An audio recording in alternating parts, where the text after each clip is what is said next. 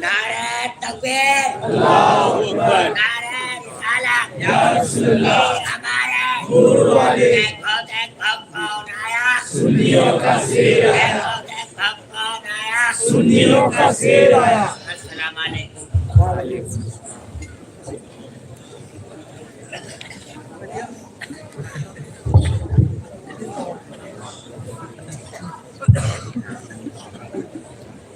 नहमदुहु व नुसल्ली व नुसल्लिमु अला रसूलिहिल करीम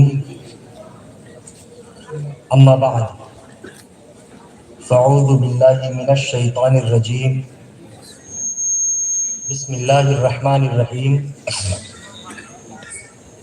अला इन्ना औलिया अल्लाहि ला खौफुन अलैहिम व ला हुम यहज़नून।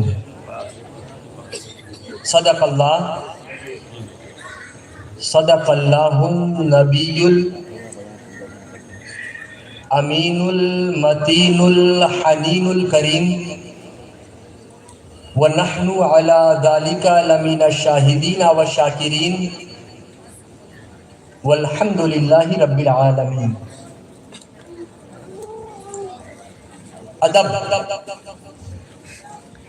अदब गाहिर ज़ेरे आसमां अज़ अर्श नाजुक तर। अदब गाहिर ज़ेरे आसमां अज़ अर्श नाजुक तर। नफस गुम करदा मी आयत जुनैदो बायज़ीदी जा। नफस गुम करदा मी आयत जुनैदो बायज़ीदी जा। मन्ना अलैना रब्बुना इद बअसा मुहम्मदा अय्यदहु बिअयदिही अय्यदना बिअहमदा अरसलहु मुबश्शिरन अरसलहु मुमज्जदा सल्लू अलैहि दाइमन सल्लू अलैहि सरमदाई पर नबी और आले नबी की बारगाह में बाआवाज़ बुलंद हदिया दुरूद का नजराने अकीदत पेश फरमाए। अल्लाहुम्मा सल्ली अला सय्यिदिना व मौलाना मुहम्मदिन मअदिनिल जूदी वल करम व आलिहि व बारिक व सल्लिम सलातन व सलामन अलैका या रसूल अल्लाह सल्लल्लाहु तआला अलैहि वसल्लम। सबसे पहले तो मिंबर नूर पर जलवा फरमा इज्जत मआब उलमाए किराम सादाते ज़वील एहतराम खुलफा हजरात इज्जत मआब अइम्माए किराम मेरे सामने बैठे आप तमामी हजरात और उम्र में मुझसे छोटे प्यारे बच्चों और बिलखुसूस इज्जत मआब हमारी माएँ और बहनें, अस्सलामु अलैकुम व रहमतुल्लाहि ताला व बरकातहू।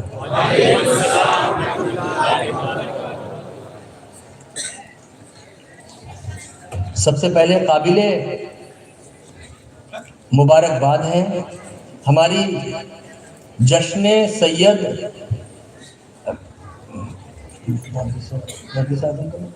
हमारी मुहद्दिस आज़म हिंद कमेटी राजा मोहल्ला बोरसद जो पिछले 3 दहाइयों से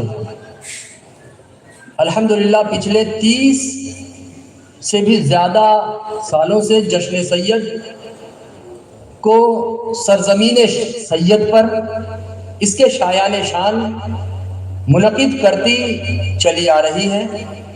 काबिले मुबारकबाद है अल्लाह रब्बुल इज़्ज़त हमारी इस कमेटी की खिदमत को अभी तक की अपनी खिदमत खल्क की शक्ल में दी गई तमाम तर खिदमतों को अल्लाह इनकी जानिब से अपनी बारगाह में कबूल फरमाए और आगे भी जब तक हमारी जश्न सैयद राजा मोहल्ला की कमेटी दीनी समाजी फलाही खिदमत अंजाम देती रहे, इसी तरह इन्हें आपस में मिलजुल कर कदम से कदम मिलाकर कांधे से कांधा जोड़कर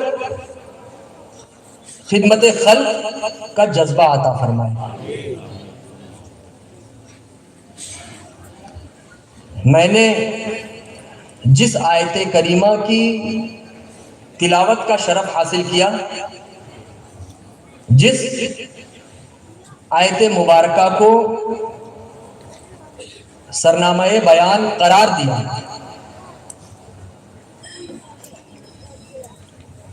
مصلحتاً اس کا ترجمہ اس وقت نہ کر کے میں سیدھے اس کے مفہوم کی طرف آپ کی توجہ کے مرکز کو مبذول کرنا چاہوں گا۔ اس آیت کریمہ میں وقت کی نزاکت کا خیال رکھتے ہوئے ہم اپنی بات کو آگے بڑھانے کی کوشش کریں گے۔ اس آیت کریمہ میں 3 پیغام دیا گیا ہے، چھوٹی سی آیت مبارکہ ہے، 3 خبر دی گئی ہے۔ پہلی خبر میں اللہ رب العزت الا کہہ کر آگاہ کر رہا ہے کہ اے لوگوں آگاہ ہو جاؤ، اے لوگوں باخبر ہو جاؤ، اے لوگوں متنبہ ہو جاؤ، اے لوگوں اٹینشن میں آ جاؤ، اے لوگوں اپنی توجہ کا مرکز میری اس آیت کریمہ کی طرف رکھ دو۔ اللہ رب العزت اس آیت کریمہ میں پہلی بات اس طرح سے پیش کر رہا ہے۔ ذرا اور آگے بڑھیں گے تو اس بات کا بھی انکشاف بارگاہ الہیہ سے کر دیا جا رہا ہے کہ اے لوگوں ایک مخصوص وفد ہے جس سے میں تمہیں خبردار کر رہا ہوں۔ اے میرے بندو، کچھ ایسے گنتی کے چند لوگ ہیں جن کے بارے میں تمہاری توجہ کا مرکز اپنی اس آیت کریمہ کی طرف کھینچ رہا ہوں۔ اے لوگوں، کچھ بہت کم ایسے لوگ ہیں جن سے میں تمہیں باخبر، اٹینشن، توجہ میں لانا چاہ رہا ہوں۔ یہ ہے دوسری بات۔ جب ذرا اور آگے بڑھیں گے تو یہ بتایا جا رہا ہے کہ جن کے بارے میں خبر دی جا رہی ہے، جن کے بارے میں توجہ کھینچی جا رہی ہے، جن کے بارے میں باخبر کیا جا رہا ہے، وہ لوگ بے خوف ہیں، نڈر ہیں، بے پرواہ ہیں۔ انہیں کسی کا خوف نہیں ہے، کسی کا غم نہیں، کسی کا ڈر نہیں، کسی کی فکر نہیں، کسی کی پرواہ نہیں۔ تو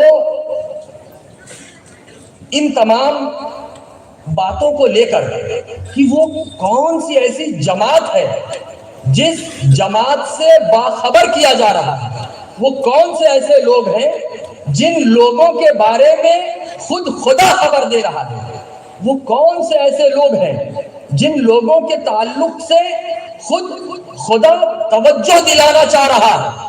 میں ان الجھنوں میں الجھا ہوا تھا، ان باتوں میں، ان فکر میں پڑا ہوا تھا کہ میں ان باتوں کو لے کر بارگاہ شیخ الاسلام میں پہنچا، اپنے ابو جان حضور شیخ الاسلام والمسلمین کے پاس گیا اور حضرت کی بارگاہ میں نے اپنی پریشانی کو رکھ دیا، اپنی بات پیش کر دی، اپنی الجھن اپنے ابو جان کے سامنے رکھ دی۔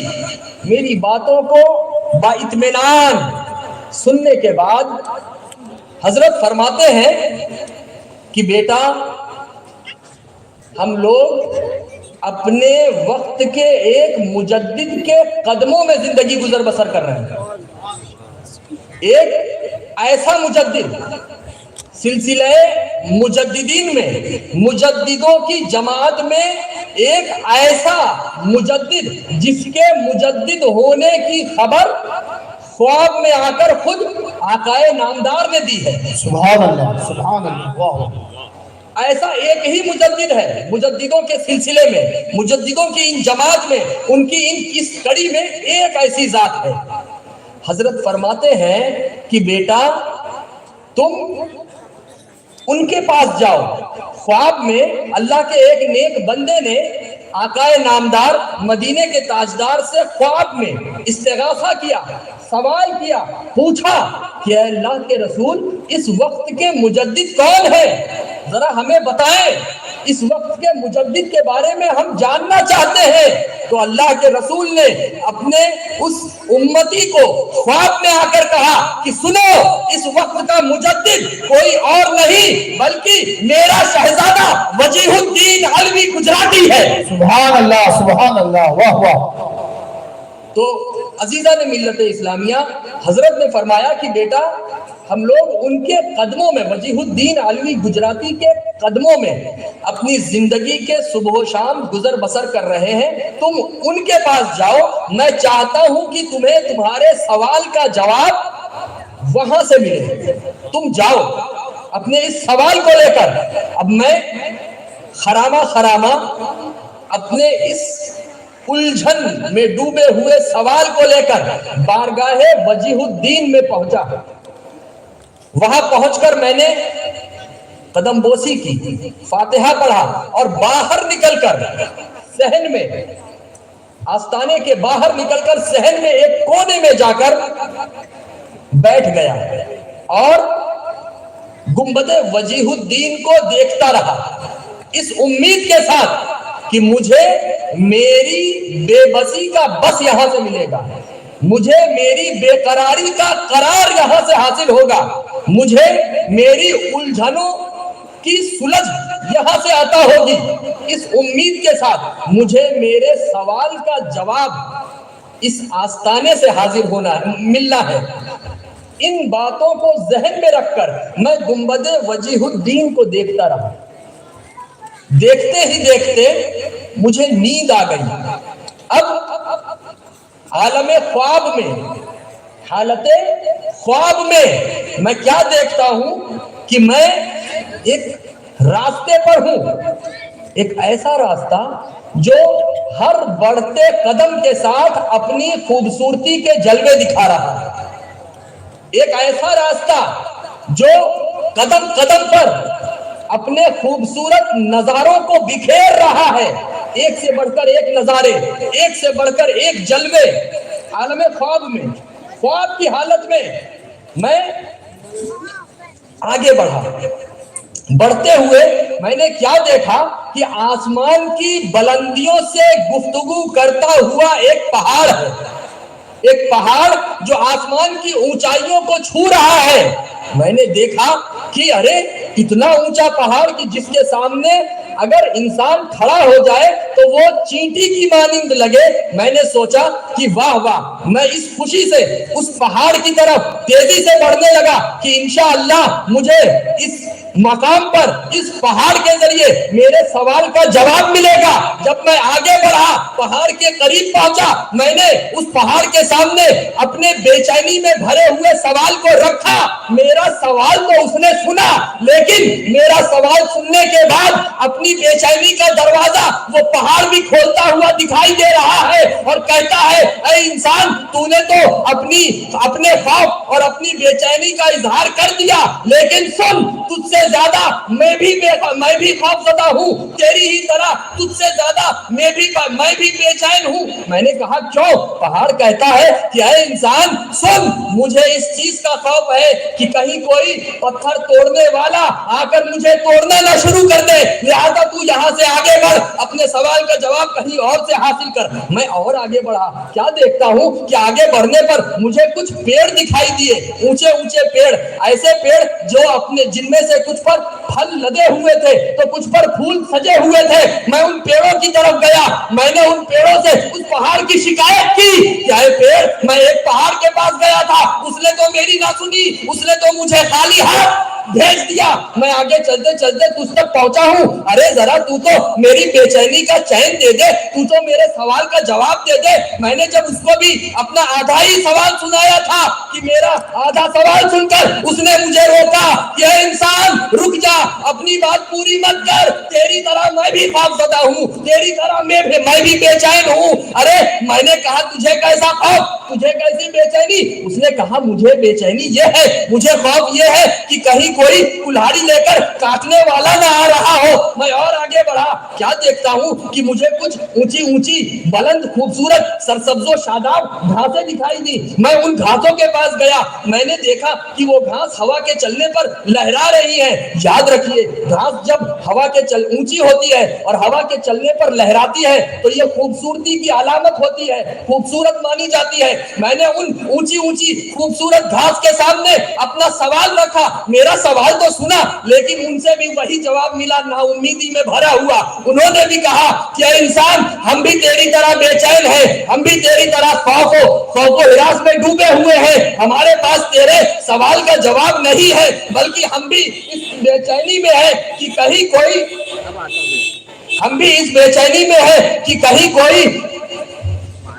کوئی چار پیر والا جانور نہ آ رہا ہو, وہ آئے اور ہماری اس خوبصورتی کو ختم کر دے. وہ آئے اور ہم خوف زدہ ہے کہ وہ آئے اور ہمیں کھا کر چلا جائے. اے انسان تو آگے بڑھ, ہمیں ہماری حفاظت کے موقع دیکھتے رہنے دے. میں اور آگے بڑھا, کیا دیکھتا ہوں کہ کچھ چار پیر والے جانوروں کا ایک ٹولہ ہے, ایک جماعت ہے. میں نے سوچا کہ چلو وہ پہاڑ ڈرا ہوا تھا, وہ پیڑ خوف زدہ تھے, وہ اونچی اونچی گھاسیں ان جانوروں سے ڈری ہوئی تھی. چلو یہ جانور تو بے خوف ہوں گے, یہ تو نڈر ہوں گے, ہو سکتا ہے ان سے مجھے میرے سوال کا جواب مل جائے. جب میں ان کے پاس گیا, ان سے پوچھنے پر پتا چلا وہ بھی خوف زدہ ہے کہ کہیں کوئی بسم اللہ اللہ اکبر کہنے والا نہ آ رہا ہو. میں اور آگے بڑھا, آگے بڑھتے ہوئے کیا دیکھتا ہوں کہ کچھ دنیا کے مارے ہوئے لوگ, کچھ پریشان حال لوگ, جنہیں دنیا غریب کہہ کر جنہیں تعبیر کرتی ہے. میں نے کچھ غریبوں کو دیکھا, پریشان حال لوگوں کو دیکھا. میں نے ان سے سوال کیا, ان سے پوچھا کہ اے لوگوں, تم تو میری پریشانی کا جواب دے دو. اس دنیا میں خوف زدہ ہوں, میں پریشان ہوں, میں بے چین ہوں. انہوں نے بھی میری باتوں کو سن کر مجھے کہا کہ تیری ہی طرح ہم بھی پریشان ہیں, ہم بھی خوف زدہ ہیں, ہم بھی بے چین ہیں کہ کہیں.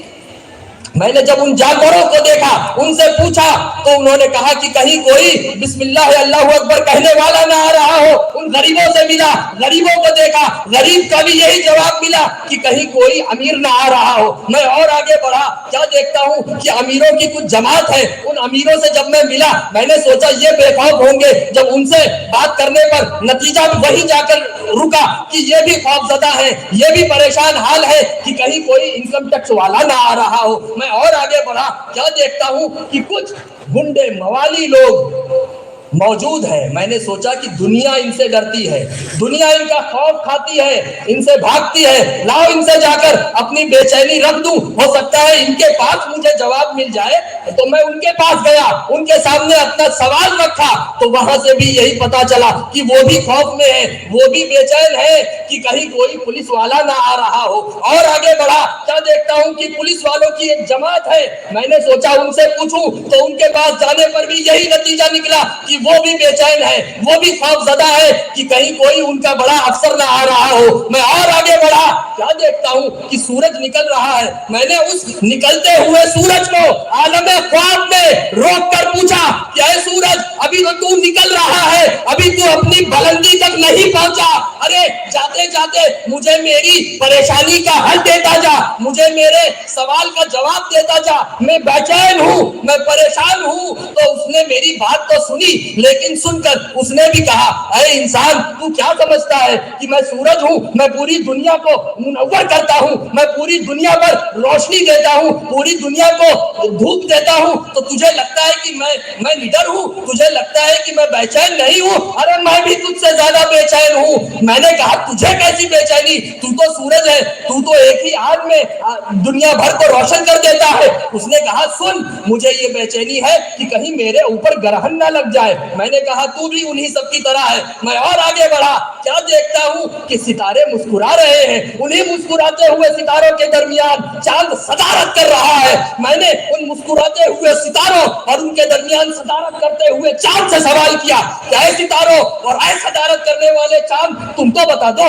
کہ میری پریشانی کا حل کیا ہے، میرے اس بے بسی اور کمزوری اور خوف کا جواب کیا ہے۔ انہوں نے بھی میری بات سن کر کہا کہ سنو، تمہیں لگتا ہوگا کہ تم ہی خوف زدہ ہو اور بے چین ہو، لیکن تجھ سے زیادہ ہم خوف زدہ اور بے چین ہیں کہ کہیں صبح کی سفیدی نہ ہو جائے اور ہماری یہ مسکراہٹ چھن جائے، میری یہ صدارت چلی جائے۔ چاند اپنی صدارت کو لے کر پریشان ہے، ستارے اپنی مسکراہٹ کے چلے جانے کو لے کر پریشان ہے۔ ہر طرف خوف ہی خوف ہے، عالم اعلیٰ میں پریشانی، عالم اوسط میں خوف، عالم اسفل میں خوف، حیوانات میں خوف، نباتات میں خوف، جمادات میں خوف، ہر طرف خوف ہی خوف۔ میں نے کہا ارے اس خوف کے ماحول میں کیا کوئی بے خوف بھی ہے؟ اس خوف کے ماحول میں کیا کوئی نڈر بھی ہے؟ مجھے تو لگتا ہے یہاں سب خوف زدہ ہے، مجھے تو لگتا ہے یہاں کوئی بے خوف نہیں ہے، یہاں کوئی نڈر نہیں ہے،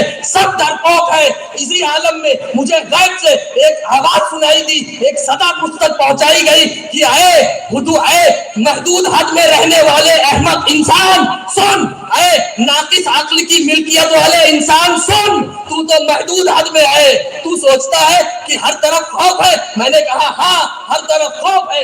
آواز دینے والے نے اپنے جملے کو آگے بڑھایا کہ سن، اسی خوف زدہ ماحول میں کچھ ایسے بھی لوگ ہیں جو بے خوف ہیں، کچھ ایسے بھی لوگ ہیں جنہیں کسی کی فکر نہیں۔ میں نے کہا وہ کون ہے؟ میں نے تو چپا چپا چھان مارا، میں نے تو ذرہ ذرہ دیکھ لیا، زمین سے آفتاب تک، زمین سے آسمان تک، عالم اعلیٰ، عالم اوسط، عالم اسفل، ہر طرف خوف ہی خوف ہے۔ کون بے خوف ہے؟ انہوں نے کہا احمد، خواب سے باہر آ، اپنی آنکھوں کو کھول، تجھے تیرا جواب مل جائے گا۔ یقین جانو میں اس خواب سے باہر آیا، میری آنکھیں کھلی، میں نے دیکھا کہ میری نگاہوں کے سامنے گنبد وجیہ الدین چمک رہا ہے اور اس پر سنہرے لفظوں سے لکھا ہوا ہے کہ اللہ کے ولیوں کو نہ کوئی خوف ہوتا ہے نہ کوئی غم۔ نعرے تکبیر، نعرے رسالت، فیضان اولیاء کرام، جشن سید، فیضان شیخ الاسلام، انتخاب حضور شیخ الاسلام، نعرے حیدری۔ سبحان اللہ۔ تو عزیزان ملت اسلامیہ، میں اب عالم خواب سے عالم بیداری میں لوٹ آیا تھا اور بڑا خوش تھا، بڑا مطمئن تھا کہ واہ، مجھے پتا چل گیا کہ وہ کون لوگ ہیں جن کے بارے میں خبرداری کی گواہی خدا دے رہا ہے۔ میں جان چکا تھا کہ وہ اللہ کے نیک بندے ہیں۔ میں خوش تھا کہ اسی خوشی کے درمیان مجھے ندا دینے والے نے، کسی نے دوبارہ مجھے ایک آواز دی، میرے کانوں تک ایک آواز حالت بیداری میں آئی کہ اے انسان، آیت کریمہ کے آخری حصے پر غور کر، خوش کیوں ہو رہا ہے؟ مچل کیوں رہا ہے؟ مطمئن کیسے ہو گیا؟ تو نے توجہ کیوں نہیں دی؟ تو نے اپنی توجہ کا مرکز آیت کریمہ کے آخری حصے پر کیوں نہیں ڈالا؟ دھیان دے، آیت کریمہ کے آخری حصے کو جب میں نے دیکھا تو مجھے پتا چلا کہ آیت کریمہ کے آخری حصے میں اولیاء کرام میں خوف کے نہ ہونے کی بات کی گئی۔ الا ان اولیاء اللہ لا خوف علیہم ولا هم یحزنون۔ آیت کریمہ کے آخری حصے میں خوف کے نہ ہونے کی بات کی گئی ہے۔ میں نے جب اور غور کیا تو میں اس نتیجے پر پہنچا کہ اولیاء کرام میں خوف کے نہ ہونے کی خبر بنا کسی قید کے کی گئی ہے۔ کوئی قید نہیں لگائی گئی، مطلقاً کی گئی ہے۔ مطلب اللہ کے ولیوں کو نہ کسی کا خوف ہے نہ کسی کا غم۔ اب بڑی تیزی سے میں آپ کو ایک خوبصورت سوال کی طرف لے جاؤں گا اور اس کے دو جواب ہمارے سامنے ہوں گے۔ اولیاء کرام کو نہ کسی کا خوف ہے نہ کسی کا غم۔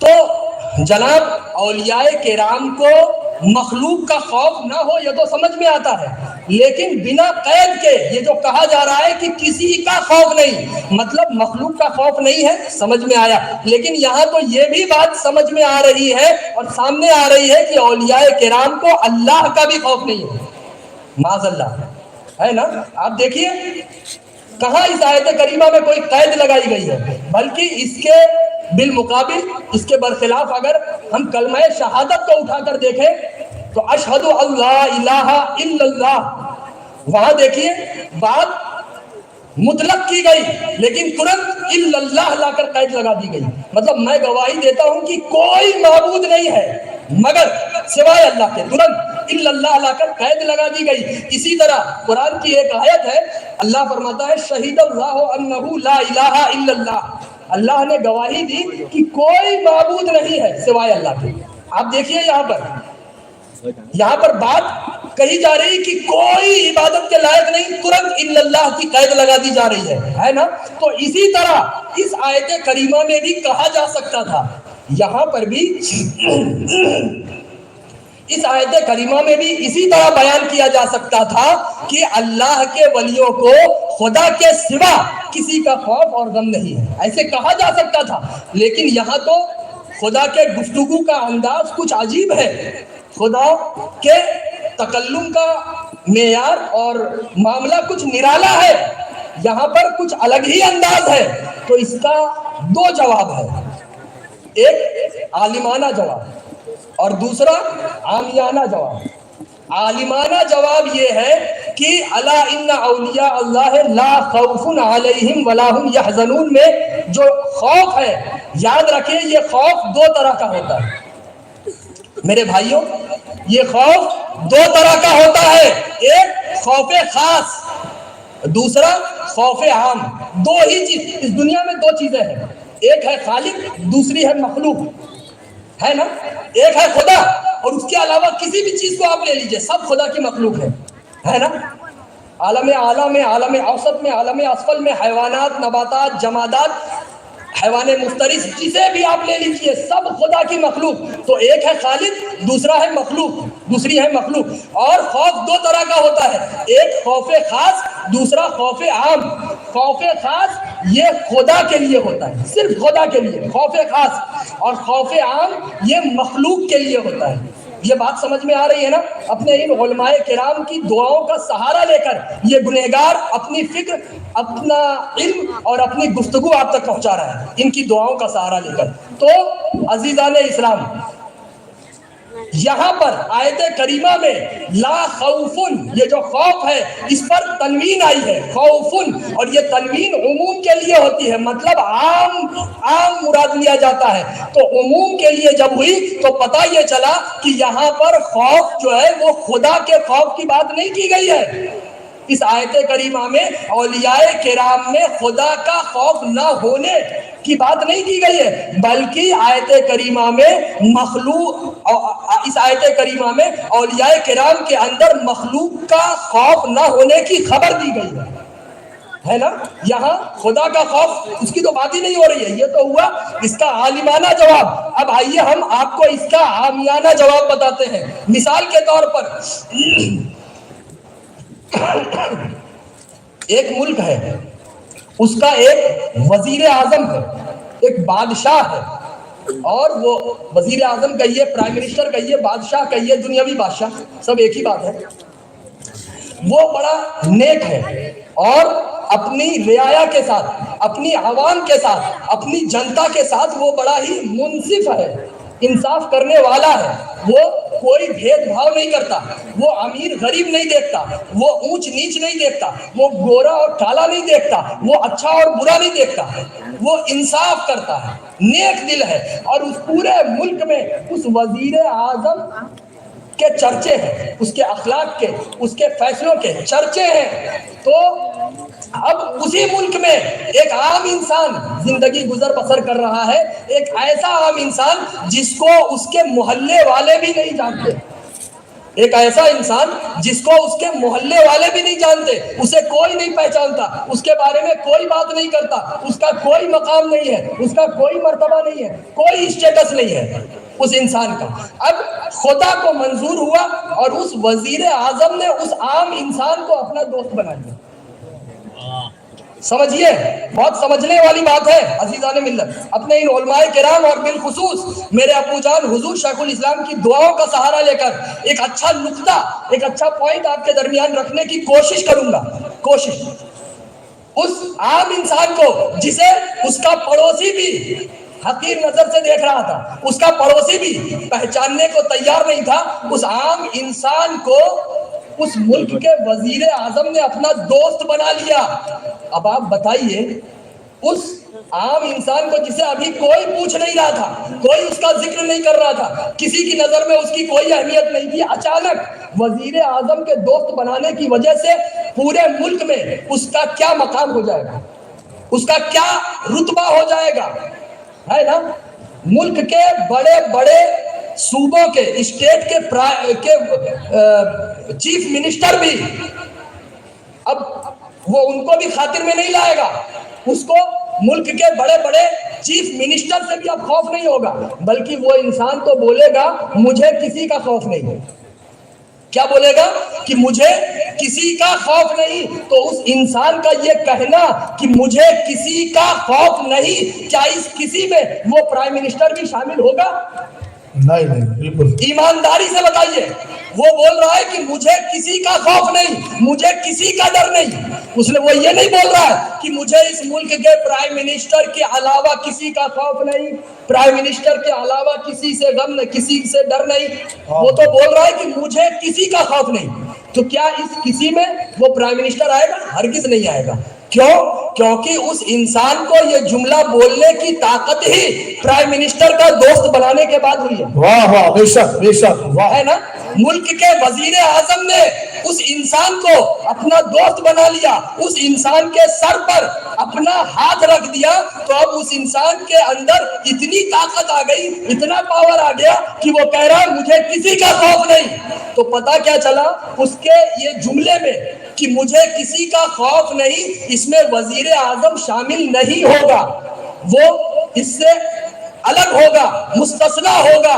تو اسی طرح میرے بھائیوں، جب اس دنیا کی محدود حد میں رہنے والا وزیر اعظم، جب اس دنیا کی محدود حد میں رہنے والا بادشاہ اگر کسی انسان کو اپنا دوست بنا لے، تو وہ انسان جب دنیا کے لوگوں سے بے خوف ہو جاتا ہے، تو اس دنیا کا بادشاہ حقیقی اگر کسی انسان کو اپنا ولی بنا لے، اگر کسی انسان کو اپنا دوست کہہ دے، خدا اگر کسی کو اپنا دوست کہہ دے، تو وہ اولیاء دنیا والوں سے کیسے خوفزدہ ہو سکتا؟ سبحان اللہ، بے شک۔ نعرے تکبیر، نعرے رسالت، فیضان حضور شیخ الاسلام، فیضان حضور شیخ الاسلام، جشن سید، جشن سید، فیضان اولیاء کرام، فیضان محدث اعظم۔ واہ واہ، سبحان اللہ سبحان اللہ۔ تو عزیزان ملت اسلامیہ، یہ اولیاء کرام ہے۔ آج ہم سنیوں میں اپنی لا علمی کی وجہ سے، اپنی کم علمی کی وجہ سے، اپنی حقیر معلومات کی وجہ سے کچھ لوگ ایسے ہیں جو ان کو ان کی ولایت سے جانتے ہیں۔ وہ ہمارے لوگ ہیں، کم علمی کی وجہ سے، لا علمی کی وجہ سے کچھ لوگ ایسے ہیں جو ان اولیاء کو ان کی کرامت سے پہچانتے ہیں۔ جب ان سے پوچھو تو وہ کہتے ہیں کہ چلو آج اس ولی کے وہاں چلتے ہیں، وہ تو آسمان کی اونچائیوں میں اڑا کرتے تھے۔ ذرا ایسے لوگوں، ایسی ذہنیت رکھنے والوں سے پوچھو کہ تمہارے نزدیک آسمان میں اڑنا ہی اگر ولایت کی نشانی ہے، تو آسمان میں اڑنے والے ان پرندوں کو تم کیا کہو گے؟ تب تو آسمان میں اڑنے والے ان پرندوں کو بھی تمہیں ولی کہنا ہوگا۔ ایسے لوگ جب ہم جب وہ آپس میں بات کرتے ہیں تو وہ کہتے ہیں چلو آج اس ولی کے وہاں چلتے ہیں، وہ تو سمندر کی گہرائیوں میں تیرا کرتے تھے، سمندر کی گہرائیوں میں جا کر وقت گزارتے تھے۔ تو ایسی ذہنیت رکھنے والوں سے ذرا پوچھو کہ سمندر کی گہرائیوں میں جا کر وقت گزارنا ہی اگر تمہارے نزدیک ولایت کی نشانی ہے تو سمندر کی گہرائیوں میں تیرتی ہوئی ان مچھلیوں کے بارے میں تم کیا کہو گے؟ تب تو ان سمندر میں تیرتی ہوئی مچھلیاں بھی تمہارے اس قانون کے اعتبار سے ولی ہو جائیں گی۔ ایسے لوگ اگر آپ انہیں سنیں تو وہ آپس میں بات کرتے ہیں کہ چلو آج اس ولی کے وہاں چلتے ہیں، وہ تو زمین کے اندر جا کر وقت گزارا کرتے تھے، اپنی مرضی سے زمین کے اندر جاتے تھے اور اپنی مرضی سے زمین کے باہر آتے تھے، چلو آج ہم اس ولی کے وہاں چلتے ہیں۔ ایسے لوگوں سے جا کر سوال کریے کہ بھائیوں تمہارا نظریہ، تمہاری سوچ، تمہاری فکر یہ ہے تو اس اعتبار سے تو پھر زمین کے اندر اپنی مرضی سے آنے اور جانے والے ان کیڑے مکوڑوں کے بارے میں تمہارے کیا خیالات ہیں؟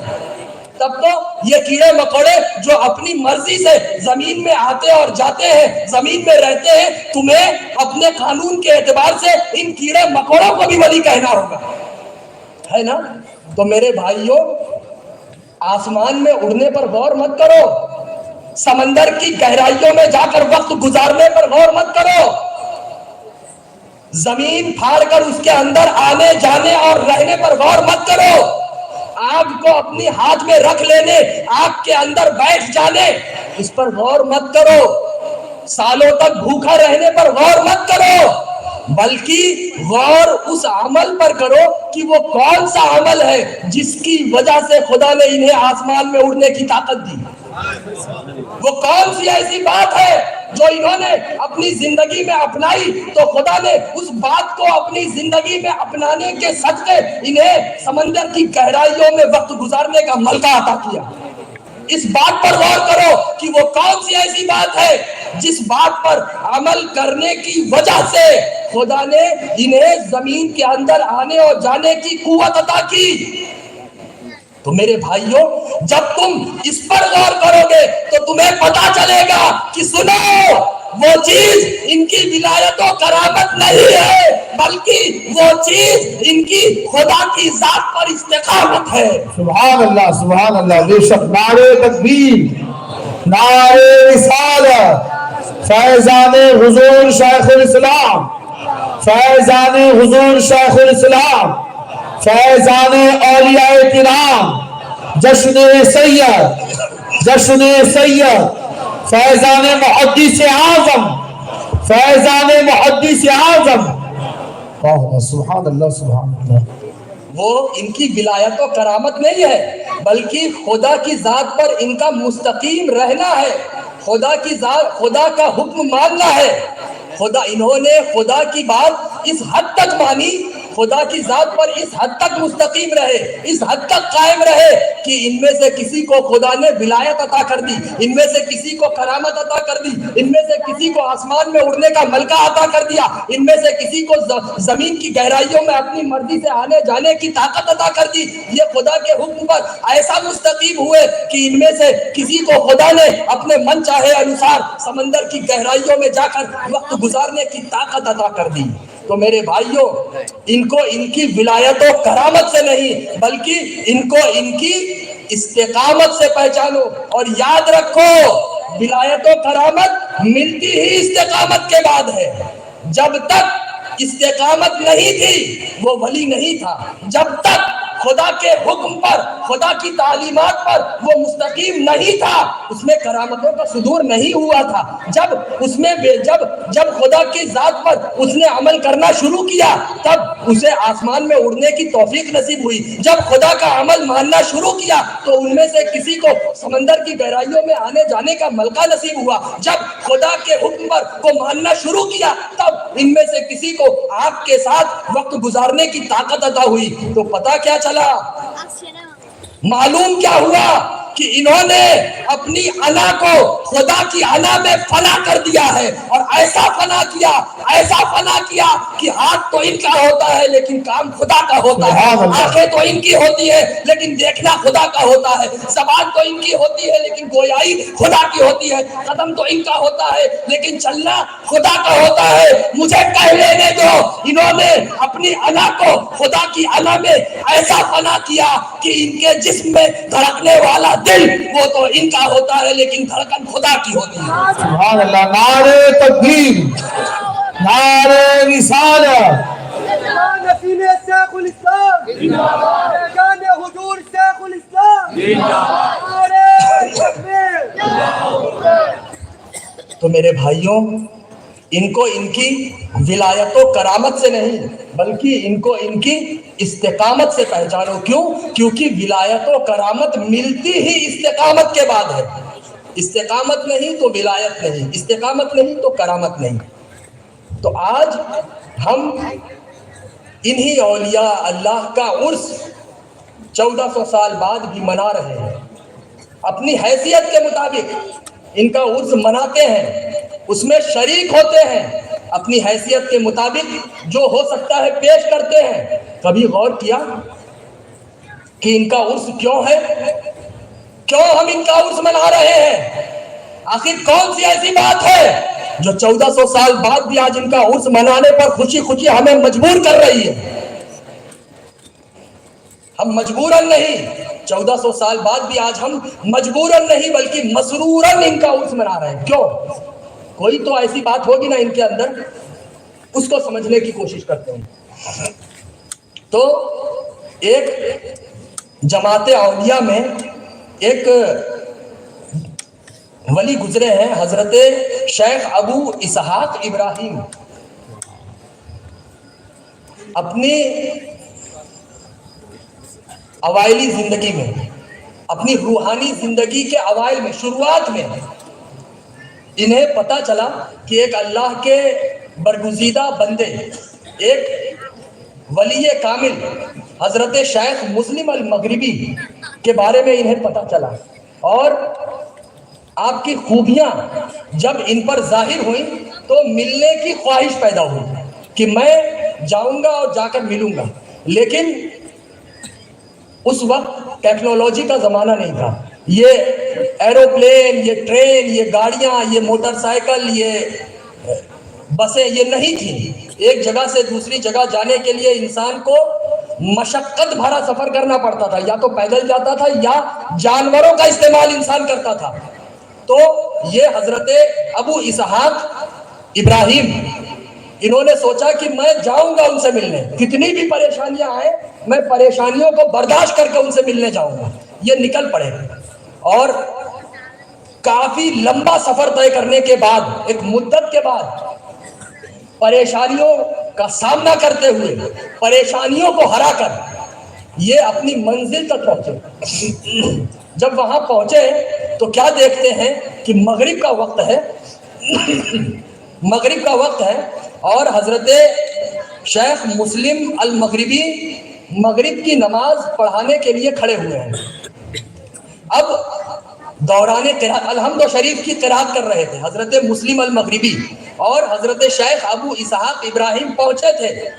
تو پہنچتے کے ساتھ پہلے تو ان کی خواہش ہوئی کہ جلدی سے میں بھی جماعت میں شریک ہو جاؤں وضو کر کے، لیکن جیسے ہی چونکہ حضرت شیخ ابو اسحاق ابراہیم یہ عربی تھے، عربی النسل تھے، اور حضرت مسلم المغربی یہ بربر تھے، عجمی تھے۔ تو جب حضرت شیخ ابو اسحاق ابراہیم نے حضرت مسلم المغربی کی قرات سنی، الحمد شریف کو قرات کرتے ہوئے سنا، تو مخارج میں کچھ غلطی پائی، تجوید میں کچھ کمی رہ گئی، لہجے میں کمی رہ گئی۔ کیوں؟ کیونکہ وہ عجمی تھے، اور عربی کے سامنے عجمی جب پڑھے گا تو عربی کچھ نہ کچھ نکال دیتا ہے، کیونکہ عربی ان کی زبان ہے، قرآن عربی میں نازل ہوا ہے، تو قرآن کی باریکیوں کو، قرآن کے لہجے کو، اس کی تجوید کو ہم سے کہیں زیادہ بہتر وہ سمجھتے ہیں۔ تو جب انہوں نے سنا، حضرت شیخ ابو اسحاق ابراہیم نے سنا، تو ان کا دل ٹوٹ گیا اور بڑے افسردہ ہوئے کہ میں تو اتنا لمبا سفر کر کے ان کے بارے میں اتنی تعریف سنی تھی اور میں یہاں آیا اور یہاں آ کر کیا دیکھتا ہوں کہ ان کی تو قرات بھی صحیح نہیں ہے, یہ تو الحمد و شریف بھی صحیح نہیں پڑھ پا رہے ہیں. تو میں کس کے لیے آیا اتنا لمبا سفر کر کے, میں نے اتنی پریشانیاں کس کے لیے برداشت کی. پریشان رات بھر اپنی نماز پڑھی, اپنے حجرے میں جا کر رات بھر لیٹے لیٹے یہی سوچتے رہے کہ میں نے غلطی کر دی, آ کر مجھے نہیں آنا چاہیے تھا, میں نے اپنا وقت برباد کیا ایک ایسے انسان کے پیچھے, ایک ایسے انسان کے لیے, ایک ایسے انسان کے پیچھے جس انسان کی قرات بھی صحیح نہیں ہے. یہ سوچتے رہے یہاں تک کہ فجر کا وقت ہو گیا. فجر کا وقت ہو گیا اور آپ اٹھے اور دریائے فرات کے قریب گئے وضو کرنے کے لیے, دریائے فرات میں. اب جب وضو کر کے اٹھے تو کیا دیکھتے ہیں کہ ایک شیر کھڑا ہوا ہے, ایک شیر کھڑا ہوا ہے اور شیر کو دیکھ کر آپ گھبرا گئے. حضرت شیخ ابو اسحاق ابراہیم نے جب شیر کو دیکھا تو گھبرا گئے. حضرت مسلم المغربی اپنے حجرے میں موجود ہیں, آرام کر رہے ہیں, نماز فجر کے بعد اپنے وظیفے میں ہوں گے. وہ اپنے حجرے میں ہے, یہ یہاں شیر کے سامنے اب ان کی نہ آگے بڑھنے کو ہو رہا ہے نہ پیچھے ہٹنے کو, اور شیر ان کے قریب آتا چلا جا رہا ہے. تھوڑی ہی دیر میں ایک دوسرا بھی شیر آ گیا. دونوں شیر آ کر حضرت شیخ ابو اسحاق ابراہیم کے سامنے گھرانے لگے, دہاڑ مارنے لگے.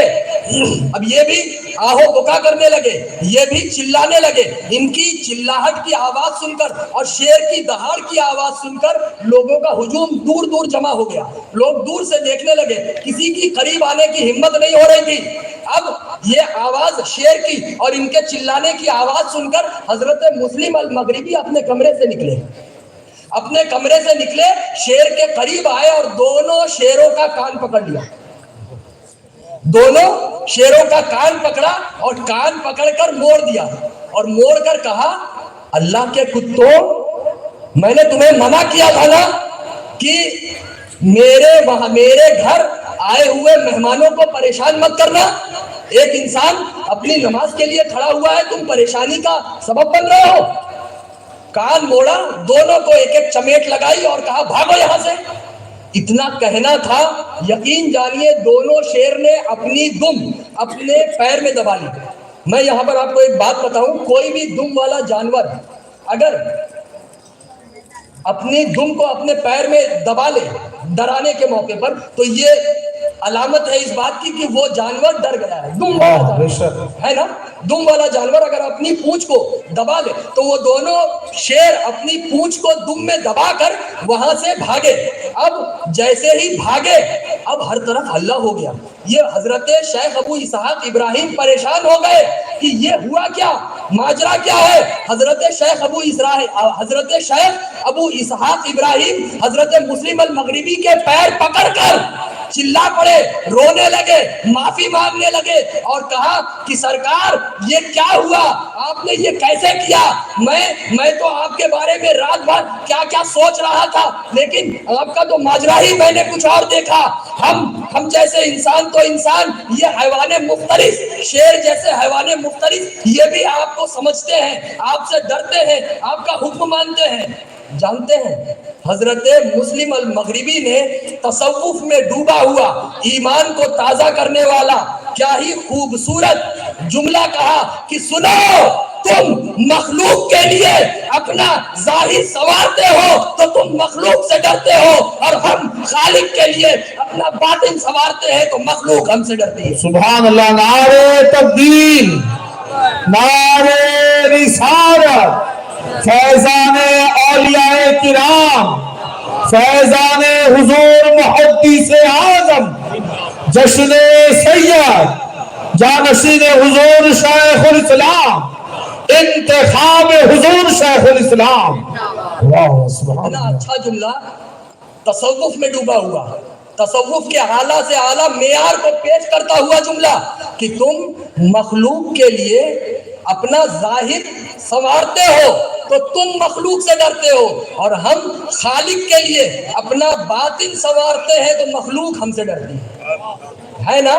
تو عزیزان ملت اسلامیہ، تو جب انہوں نے اپنی انا کو خدا کی انا میں فنا کر دیا تو ان کا ذکر بھی ان کا نہ رہا بلکہ خدا کا ہو گیا. لہذا سنو، تمہارا مخدوم مخدوم کرنا، تمہارا سید سید کا ذکر کرنا، ان کے عرش میں آنا اور سید کا ذکر کرنا، یہ مخدوم اور سید کا ذکر نہیں ہے بلکہ سید کے ذکر کے آئینے میں خود خدا کا ذکر ہے. سبحان اللہ، سبحان اللہ. جان حضور شیخ الاسلام زندہ باد. جان حضور شیخ الاسلام زندہ باد. جان نسیم حضور شیخ الاسلام زندہ باد. جان وعدہ اشرفیہ زندہ باد. جان وعدہ اشرفیہ زندہ باد. حسن سید زندہ باد.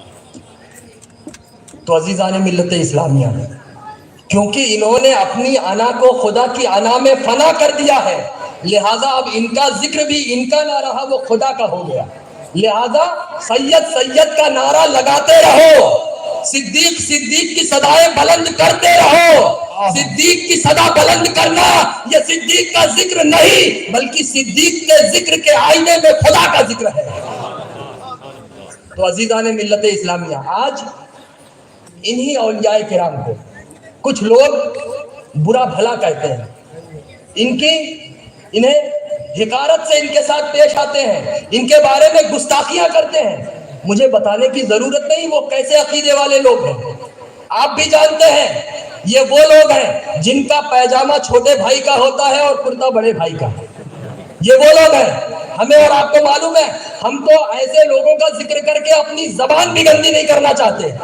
ہم تو وہ لوگ ہیں، ہم سب ہے نا عزیزان ملت. تو ہم ان کا ذکر کیوں کریں؟ صرف اتنا ہی کہیں گے کہ اتنے عقل مند ہو کر بھی اتنا احمقانہ حرکت کرتے ہیں کہ چھوٹے بھائی کا پیجامہ اور بڑے بھائی کا کرتا پہن کر گھومتے ہیں.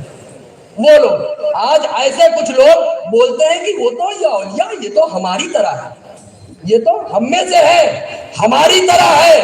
مطلب مختصر ان کی گستاخی کرتے ہیں، اولیاء کرام سے ٹکرانے کی کوشش کرتے ہیں. لہذا اے اولیاء کرام کی گستاخی کرنے والوں، اے انہیں حقارت سے دیکھنے والوں، اے اولیاء کرام سے ٹکرانے والوں، سنو. ہم جب راستے پر چلتے ہیں، ایک بڑی اچھی مثال دے کر میں تم تک اپنا پیغام پہنچانا چاہتا ہوں کہ ہم جب راستے پر چلتے ہیں تو بے شمار بجلی کے کھمبے دکھائی دیتے ہیں نا. یہ دیکھیے یہیں پر کتنے سارے بجلی کے کھمبے ہیں، لائٹ کے کھمبے، پول، بے شمار بجلی کے کھمبے راستے پر دکھائی دیتے ہیں. اور ان بجلی کے، ہم نے تو یہ بھی دیکھا ہے کہ گاؤں میں چھوٹے چھوٹے بچے ان بجلی کے کھمبوں کے نیچے اپنی ضرورتیں پوری کرتے ہیں، کھیلتے ہیں، ان بجلی کے کھمبوں کو پکڑ کر گول گول گھومتے ہیں، ہے نا، کچھ نہیں ہوتا. لیکن انہی بجلی کے کھمبوں کے درمیان کچھ ایسے بھی کھمبے ہوتے ہیں جن کو گھیر کر رکھا گیا ہوتا ہے، جس پر خطرہ. مطلب اے لوگوں ان کھمبوں کے قریب مت جانا. کھمبے یہ بھی ہیں لیکن ان بجلی کے کھمبوں کو ان عام کھمبوں کی طرح مت سمجھنا. بجلی ان میں بھی دوڑ رہی ہے اور بجلی ان چھوٹے چھوٹے عام کھمبوں میں بھی دوڑ رہی ہے. روشنی یہ بھی دے رہے ہیں، کرنٹ یہ بھی نکال رہے ہیں اور کرنٹ وہ بھی نکال رہے ہیں، لیکن ان کی بجلی دینے کا معیار اور ان کے معیار میں زمین آسمان کا فرق ہے، کوئی برابری نہیں ہے. لہذا اے لوگوں تم بجلی کے ان ہائی پاور وولٹیج کھمبوں سے اپنے گھروں کو روشن تو ضرور کرنا لیکن ان سے ٹکرانے کی کوشش مت کرنا، ورنہ ہلاک ہو جاؤ گے، ورنہ برباد ہو جاؤ گے. بلا تشبیہ اس دنیا میں بے شمار انسان زندگی گزر بسر کر رہے ہیں. ان بے شمار ہم جیسے گنہگار انسانوں کی مثال بجلی کے اس عام کھمبے کی طرح ہے. جو انسان عام انسان ہے ان کی مثال بجلی کے اس عام کھمبے کی طرح ہے. اور انہی بے شمار انسانوں کے درمیان اللہ کے کچھ نیک بندے بھی موجود ہیں، ہے نا. اللہ کے کچھ نیک بندے جنہیں خدا اپنا ولی بولتا ہے، جنہیں خدا اپنا دوست بولتا ہے. تو ان اولیاء کی مثال بجلی کے اس ہائی پاور کھمبے کی طرح ہے بجلی کے اس ہائی پاور کھمبے کی طرح ہے. لہذا ان اولیاء کرام سے تم اپنے دل کے اندھیرے کو روشن تو ضرور کرنا، لیکن ان کے اندر مدینے کا جو ہائی پاور وولٹیج نکل رہا ہے، جو مدینے کا ہائی پاور نور ان سے جاری ہو رہا ہے، اس نکلنے والے نور سے اپنے سیاہ ہو چکے دل کو، اپنے اندھیرے دل کو روشن ضرور کرنا، لیکن ان سے ٹکرانے کی کوشش مت کرنا. ورنہ یاد رکھو، جس طرح بجلی کے اس ہائی پاور کھمبے کے ساتھ ٹکرانے سے جان جانے کا خطرہ ہے، اسی طرح ان اولیاء کرام کے ساتھ ٹکرانے سے ایمان جانے کا خطرہ ہے. جان محدث اعظم ہند زندہ باد، جان محدث اعظم ہند زندہ باد، جان حضور شیخ الاسلام زندہ باد، جان نسین حضور شیخ الاسلام زندہ باد، حسن سید زندہ باد. نعرہ تکبیر. اللہ واہ سبحان. تو ان اولیاء کرام کے فیضان سے اپنے دلوں کو، اپنے اندھیرے دل کو روشن ضرور کرنا، لیکن ان سے ٹکرانے کی کوشش مت کرنا.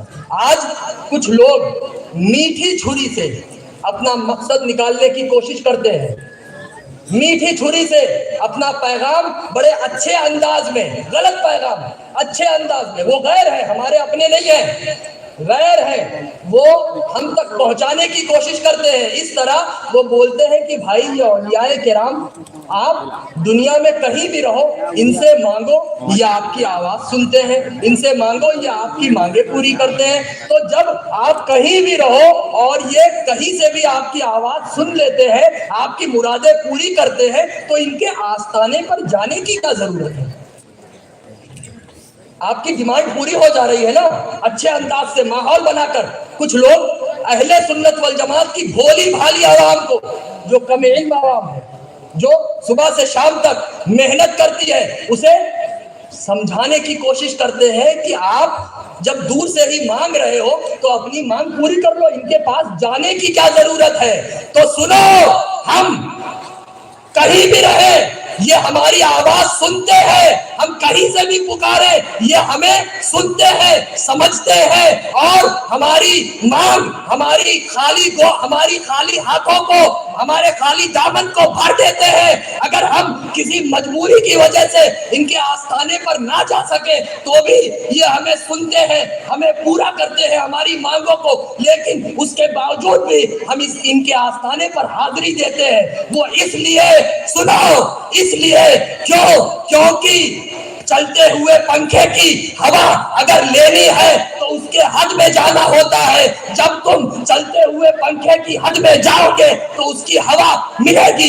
اسی طرح خدا کے فضل کا جو پنکھا ان کے آستانے پر چل رہا ہے، اس سے جو ہوا نکل رہی ہے، اگر خدا کے چلتے ہوئے پنکھے سے نکلنے والی ہوا کو حاصل کرنا ہے تو ان کے آستانے پر جانا ہوگا. اور سنو، جب تم ان کے آستانے پر جاؤ گے اور خدا کے چلتے ہوئے پنکھے کی نکلتی ہوئی ہوا کا ایک جھونکا بھی اگر تجھے لگ گیا، تیری سچی عقیدت کے عوض اگر تجھے چھو گیا، تو یاد رکھ تیری دنیا بھی بن جائے گی، آخرت بھی سنور جائے گی. سبحان اللہ. نعرے تکبیر، نعرے رسالت، فیضان حضور محدث اعظم، فیضان اولیاء کرام، فیضان حضور شیخ الاسلام، جانشین حضور شیخ الاسلام، جشن سید.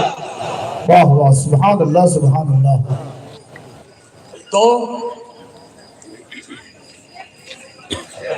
ان کے آستانے پر برستی ہوئی رحمت کی بارش کا ایک قطرہ بھی اگر تجھے لگ گیا تو یاد رکھ، سچی نیت سے اگر تو گیا، ہم اس لیے ان کے آستانے پر جاتے ہیں، ورنہ ہمارا تو یہ عقیدہ ہے ہم کہیں سے بھی ان سے مانگے یہ ہماری مانگیں پوری کرتے ہیں، ہمیں سنتے ہیں، ہمیں ہماری منزل تک پہنچاتے ہیں. لیکن خدا کی رحمت کا وہ پنکھا جو ان کے آستانے پر چل رہا ہے، اس کی ایک حد ہے، ان کے آستانے کی حد، اس رحمت کے پنکھے میں اگر نہانا ہے، اس رحمت کے پنکھے کی ہوا کھانی ہے تو ان کے آستانے پر حاضری دینی ہوگی.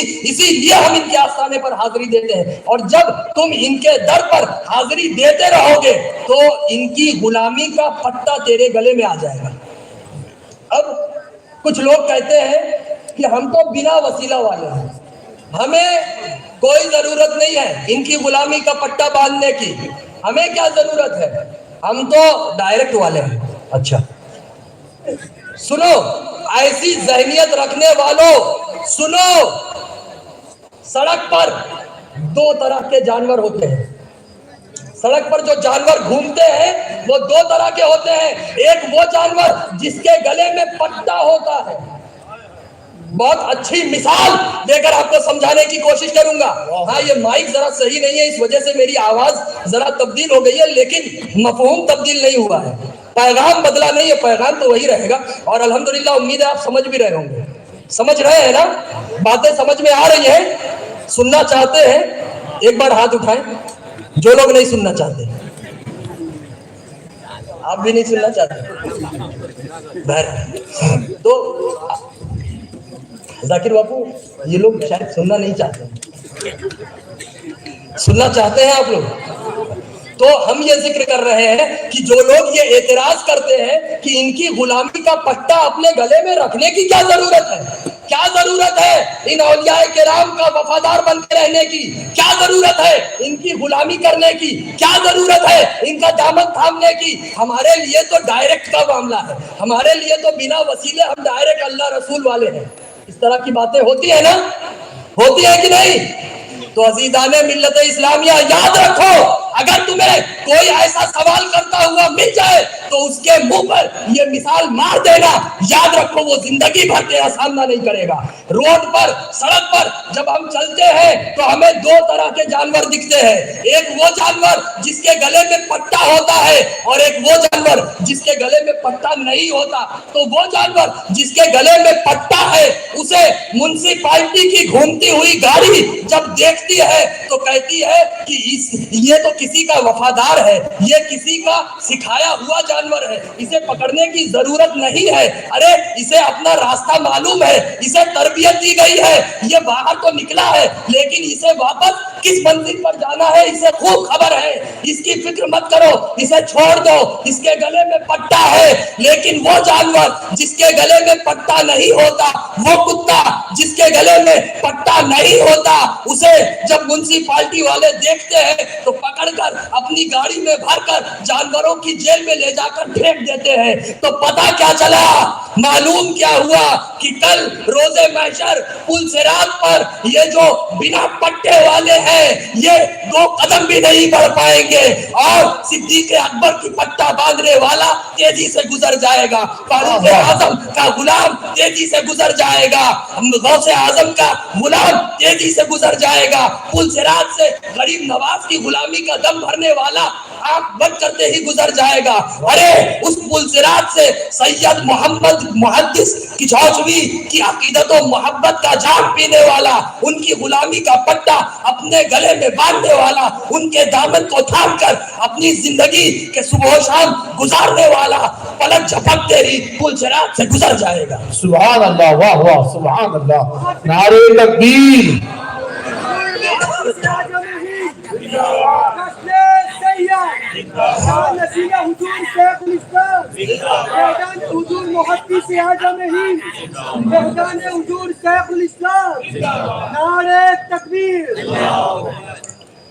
تو میرے بھائیوں، پٹے کی کتنی اہمیت ہے ہم نے ایک مثال کے ذریعے سمجھنے کی کوشش کی ہے نا عزیزان اسلام. تو ان اولیاء کرام کا وفادار بن کے رہنا ہے، ان کا دامن تھام کے رہنا ہے، ان کی دی ہوئی تعلیمات پر عمل کر کے اپنی زندگی کو گزارنا ہے نا. تبھی ہم اللہ کے بندے اور نبی کے امتی کہلائیں گے. لہذا ان اولیاء سے تم جس نیت سے مانگو گے ویسا تمہیں ملے گا. جس نیت سے، تمہاری جیسی نیت ویسا تمہیں رزلٹ ان کی بارگاہ سے. ابھی ہم نے سمجھا نا کہ سچی عقیدت سے اگر کوئی جائے گا تو ان کے آستانے پر خدا کا جو پنکھا چل رہا ہے، ابھی سمجھا، اس پنکھے کی ایک جھونکا اگر لگ گیا تو دنیا آخرت دونوں بن جائے گی، ہے نا؟ تو ان سے تم جس نیت سے مانگو گے تمہیں ویسا ملے گا۔ آئیے اس کی ایک مثال میں اپنے دادا جان حضور محدث اعظم ہند علیہ الرحمت والرضوان کے ایک واقعے سے آپ کو بتاؤں، جو مجھے میرے ابو جان حضور شیخ الاسلام والمسلمین نے سنایا تھا۔ حضرت محدث اعظم ہند اپنی جوانی کے دور میں ایک مرتبہ سرزمین اتر پردیش میں نان پارا، یہ بہرائچ کے قریب کا ایک علاقہ ہے، نان پارا سے بہرائچ بذریعہ ٹرین جا رہے تھے، ٹرین کے ذریعے سفر کر کے جا رہے تھے۔ ساتھ میں ایک جناب یعقوب برتن فروش صاحب تھے جو کہ اس علاقے کے آپ کا پروگرام کا ہینڈل کرتے تھے۔ حضور محدث اعظم ہند جب بھی بہرائچ یا نان پارا یا قریب کے ادھر ادھر کے علاقے میں جاتے تھے تو یعقوب برتن فروش صاحب جو تھے، اللہ انہیں جنت میں اعلیٰ سے اعلیٰ مقام عطا فرمائے، وہ اس علاقے میں آپ کے ساتھ ساتھ رہتے تھے۔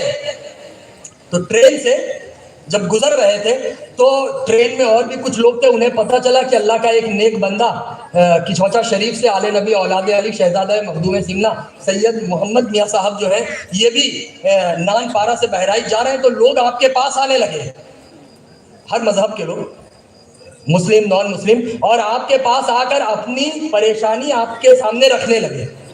اور اس وقت حضور محدث اعظم ہند کے پاس پین اور کاپی نہیں تھی، تو آپ نے دیکھا محدث اعظم نے کہ ان کے سامنے ایک اخبار پڑا ہوا ہے، اب وہ ہندی یا انگلش جس زبان کا بھی اخبار ہو، آپ نے اسے اٹھایا، لوگ دیکھ رہے ہیں۔ یاد رکھیے ان اللہ کے نیک بندوں سے تم جس نیت سے مانگو گے تمہیں ویسا ملے گا۔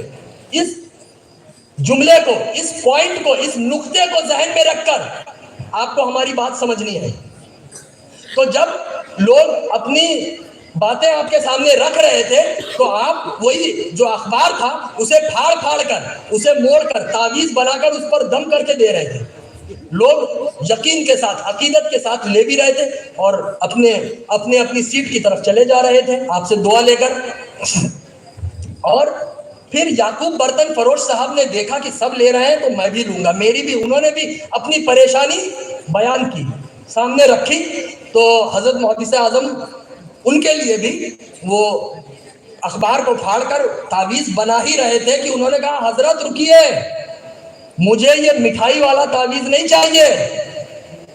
وہ چونکہ ایک دم قریب تھے تو انہوں نے کہا کہ حضرت مجھے تو وہ آپ اصلی والا تعویذ دیجئے، میں اس تعویذ کو نہیں لوں گا، آپ نے سب کو دے دیا چل جائے گا، مجھے نہیں، مجھے تو آپ۔ تو حضرت نے فرمایا کہ جب تمہیں یہ مٹھائی والا تعویذ نہیں چاہیے تو تم جاؤ قلم اور کاپی لے کر آؤ، میں لکھ دیتا ہوں تمہارے لیے تعویذ تمہارے مقصد کے اعتبار سے۔ وہ ادھر ادھر ڈبے میں کہیں گئے اور قلم اور کاپی لے کر آئے اور حضرت کے پاس، حضرت محدث اعظم کے سامنے پیش کر دیا۔ اب حضرت نے انہیں جو تکلیف تھی اس تکلیف کا تعویذ بنا کر انہیں دے دیا۔ اب وہ اپنے گھر چلے گئے اور حضور محدث اعظم بھی اپنا پروگرام کر کے اپنے آگے کے علاقوں کی طرف چلے گئے۔ جب دوبارہ ایک وقت کے بعد حضور محدث اعظم اس علاقے میں پہنچے تو یعقوب برتن فروش صاحب پھر سے آئے اور قدم پکڑ کر بولنے لگے کہ سرکار اس سے پہلے جب آپ آئے تھے اور ٹرین میں جب آپ نے اخبار کو پھاڑ کر جن لوگوں کو آپ نے تعویذ دیا تھا ان سب کا کام ہو گیا اور مجھے آپ نے اصلی تعویذ دیا تھا، میرا کام ابھی تک نہیں ہوا۔ سرکار سب کا کام ہو گیا لیکن میرا کام ابھی تک نہیں ہوا۔ تو سرکار محدث اعظم نے اپنی آنکھوں کو یعقوب برتن فروش کی آنکھوں میں ملا کر کہا سن، تیری نیت نے تیرا کام ادھورا رکھوا دیا اور ان کی عقیدت نے ان کی مراد کو پوری کروا دیا۔ سبحان اللہ، نعرے تکبیر، نعرے رسالت، فیضان حضور محدث اعظم، فیضان حضور محدث اعظم، جشن سید،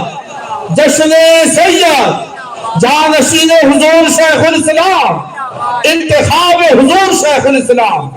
واہ سبحان اللہ، سبحان اللہ۔ تو عزیزان ملت اسلامیہ، یہ اولیاء کرام ہمیں ان کو ان کی ولایت و کرامت سے نہیں بلکہ ان کو ان کی استقامت سے پہچاننا ہے. ہمیں ان کی غلامی کا پٹا اپنے گلے میں باندھے رہنا ہے. ہمیں آخری سانس تک ان کے دیار پر حاضری دیتے رہنا ہے تاکہ ان کے آستانے پر برسنے والی رحمت کا ایک جھونکا بھی ہماری سچی نیت کے ذریعے اگر ہمیں لگ گیا تو ہماری بگڑی بن جائے گی. تو عزیزان ملت، ہمیں خدا انہی اولیاء کرام کے قدموں میں زندگی گزارنے کی توفیق، سلیقہ اور جذبہ عطا فرمائے. وآخر الدعوانا ان الحمد للہ رب العالمین. السلام علیکم ورحمۃ اللہ تعالی وبرکاتہ. سبحان اللہ.